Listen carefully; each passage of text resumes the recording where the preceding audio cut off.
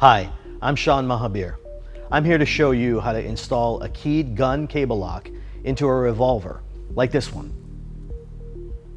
To start, make sure the gun is pointed in a safe direction, completely unloaded, and the safety is set. With the cylinder open, insert the cable through the barrel or an empty cylinder chamber. With the key turned to the farthest clockwise position, insert the loose end of the cable into the padlock. Turn the key counterclockwise, remove it, and make sure the cable is secure. Store your locked firearm and the key in secure, separate locations, away from ammunition, children, or unauthorized adults. And please note, a combination cable lock can be used in a similar manner. Thank you for watching, and stay safe.